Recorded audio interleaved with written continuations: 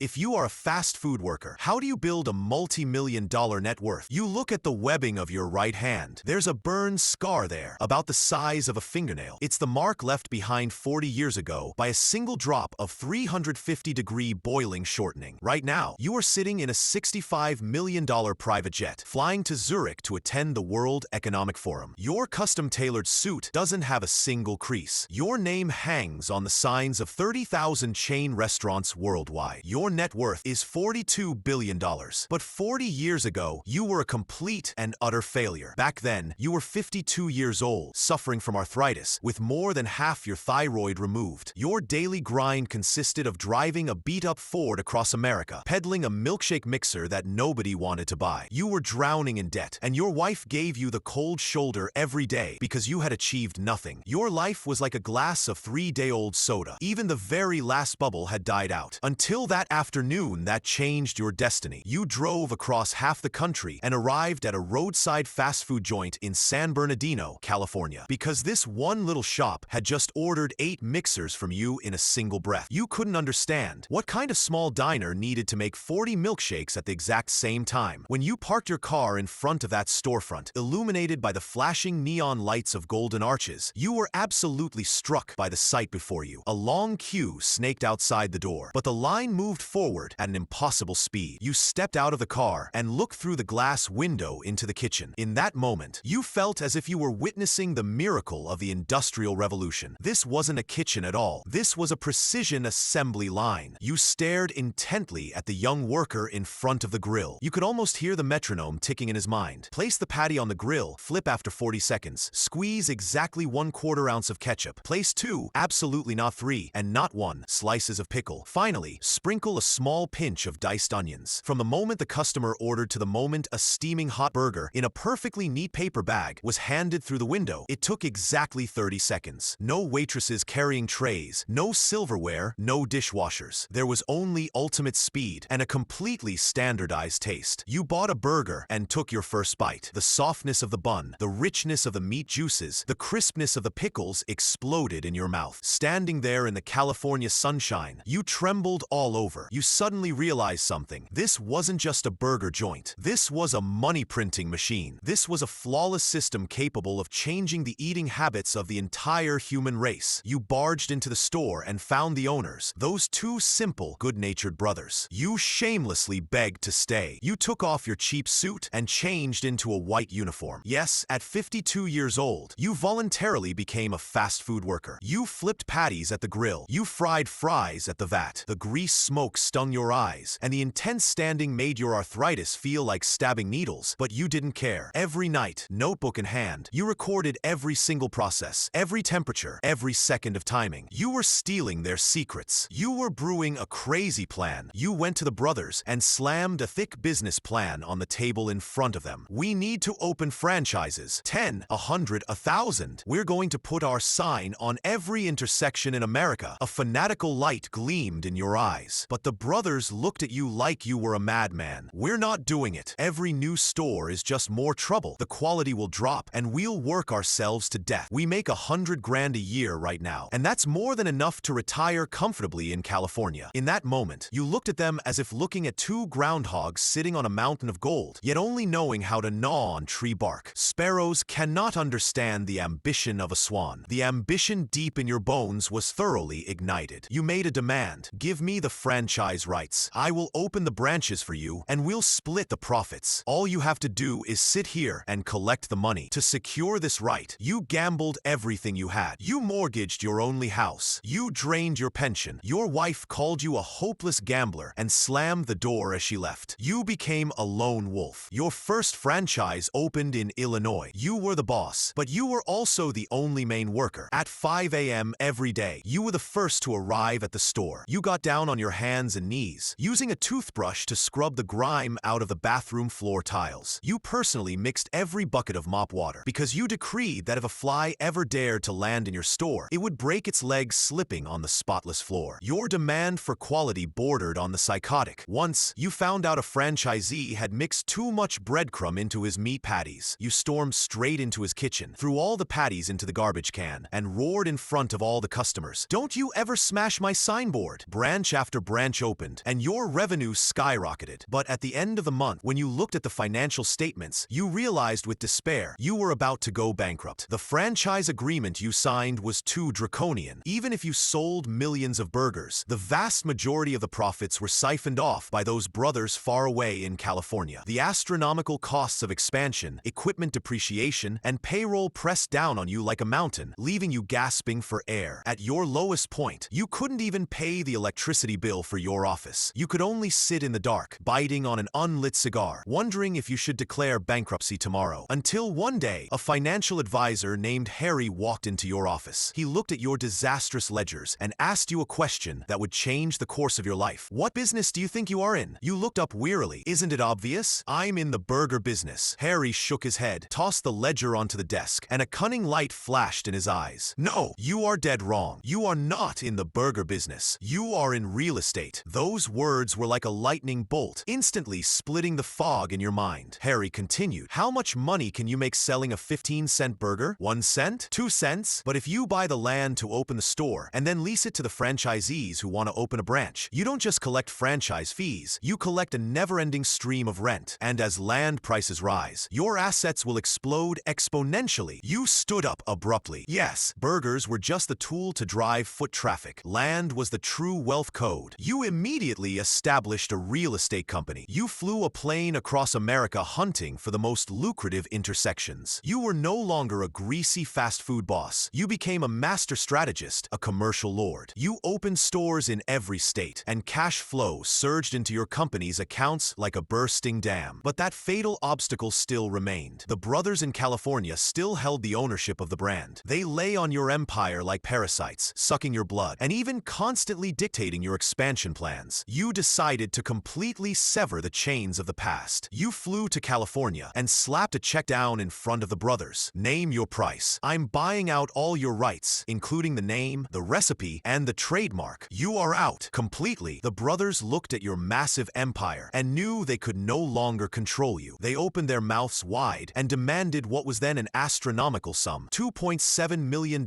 in cash after taxes. In that era, that could almost buy half a block in Manhattan. Your lawyer desperately pulled your sleeve, telling you this would drain all the cash flow from the company. But you pushed him away. You signed the check without hesitation. As you were walking out the door, the brothers smugly told you, by the way, we kept the very first founding store. That is our life's blood. It's not included in the deal. You stopped, turned around, and gave them a look. There was no anger in your eyes, only the icy coldness of looking at dead men. That's fine, you said. The very next day, directly across the street from their founding store, right on the corner, you opened a brand new flagship store, 3 times the size. Using extreme efficiency, lower prices, and flawless marketing, you launched a merciless, devastating dimensional strike against them. Just 6 months later, the brothers' founding store quietly went out of business due to a total lack of customers. On this commercial battlefield, kindness is the epitaph of the weak, and you were the tyrant wielding the butcher's knife. In 1965, your company rang the bell and went public on Wall Street. You stood on the balcony of the New York Stock Exchange, looking down at the boiling crowd. Within just a few hours of the opening bell, the stock price soared from $22 to $30. You became a multi-millionaire in a single day, and over the next few decades, countless zeros were added to that number. Your empire began to spread across the globe, from the bustling streets of Shibuya in Tokyo to the Champs-Élysées in Paris to Red Square in Moscow. Every day, tens of millions of people walked into your restaurants, chewing on the standards you had set. You established an institution called Hamburger University. You turned frying French fries, the simplest job in the world, into standard operating procedures thicker than a rocket launch manual. You let the world know that true greatness is not about making the best-tasting burger in the world, but making the most standardized burger in the world. The plane hit some mild turbulence, pulling you back from your memories. A flight attendant walked up to you holding a tray. Sir, your lunch. On the tray, there was no caviar, no Australian Wagyu beef. There was only a Big Mac in a paper box and a serving of golden French fries. You picked up a single fry and put it in your mouth, crispy on the outside, tender on the inside, salted just right. It tasted exactly the same as the ones you fried at the vat 40 years ago. You smiled. Everyone thinks the secret to your success was your business model, the real estate, the capital operations. But only you know that if you hadn't lowered your head back then, if you hadn't put on that white uniform, if you hadn't endured the loneliness darkness and torment in front of that 350-degree fryer. If you hadn't practiced the motion of flipping a patty tens of thousands of times, none of this would have ever happened. There is no such thing as an overnight success myth in this world. All multi-billion-dollar empires are built upon those insignificant, yet meticulously perfected details. You look at the clouds outside the window. What your name is doesn't matter anymore. What matters is that you have proven to this world. Even if all you hold in your hand is a grease-stained spatula, as long as you dare to break the rules, as long as you possess an all-consuming ambition, you can flip the entire world, a tribute to every ambitious soul, quietly brewing a storm from an ordinary post.